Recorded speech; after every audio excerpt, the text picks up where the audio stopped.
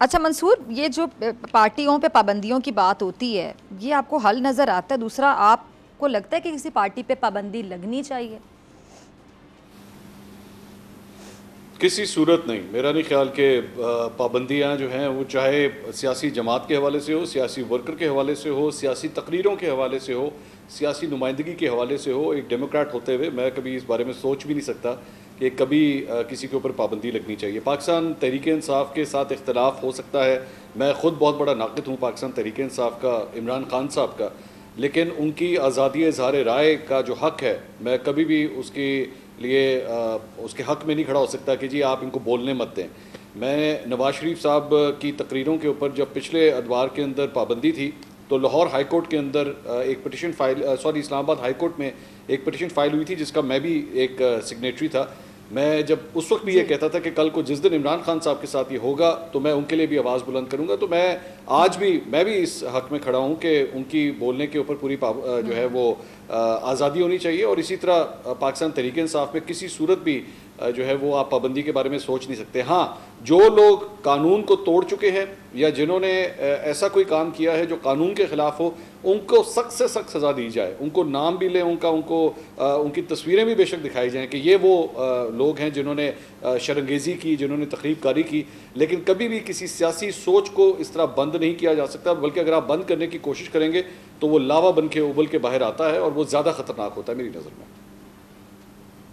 अच्छा मंसूर, इस पे भी ज़रा कमेंट कर दीजिएगा। 9 मई को जो कुछ भी हुआ शदीद अल्फाज में मजम्मत करते हैं, हम सब्र कर भी रहे हैं और बहुत ही काबिल अफसोस है, जिसके हवाले से चेयरमैन PTI का कहना था कि मैंने क्या किया, वो अभी भी जिम्मेदारी लेने को तैयार नहीं है। तो आपको नहीं लगता कि हेट स्पीच का बड़ा किरदार होता है? जब कोई लीडर होता है तो उसके विजन की वजह से लोग उसको फॉलो करते हैं, उसके एक एक जुमले को मीनू अन तस्लीम किया जाता है, एक्सेप्ट किया जाता है, उस पर अमल किया जाता है। तो जब हेट स्पीच की जा रही होती थी, किस किस के नाम लेके किस किस से मुखातिब होते थे वो, ये बात सबको पता है। तो ये जो यंग जनरेशन है, यंग लोग हैं, यूथ है, नौजवान है, उनके जहनों में अल्फाज डाले गए और फिर वो वाकया हो गया, मतलब 9 मई तक पहुंच गए वो यंगस्टर्स।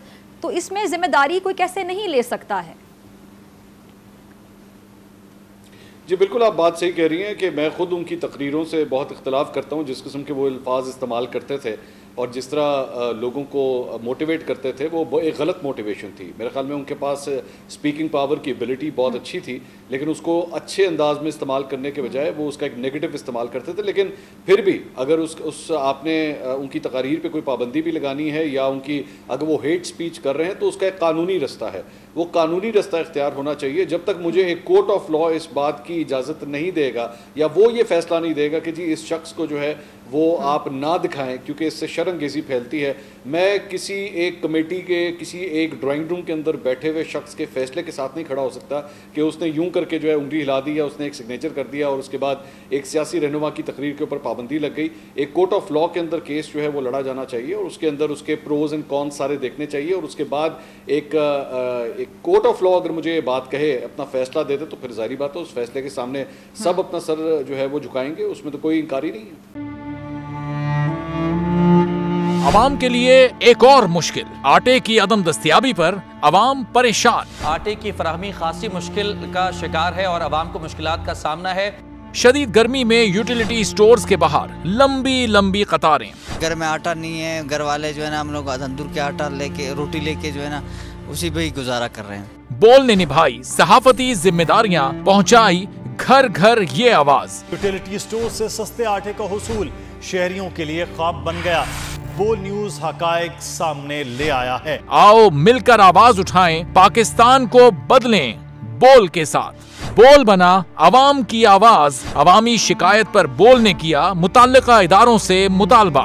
सुबह 6 बजे से आकर ये लोग आटे का इंतजार करते हैं। 7 बजे आई हूँ और नहीं मिल रहा है आटा, पैसे नहीं होते थे उधारे लेकर आती हूँ। वो कहते हैं जी 7 खजूर लाजमी लें, हमारे पास आटे के पैसे नहीं होते तो खजूर कहाँ से लें? क्योंकि बोल है पाकिस्तान का नंबर 1 न्यूज चैनल। सब्सक्राइब करें और बेल दबाएं ताकि कोई खबर रह न जाए।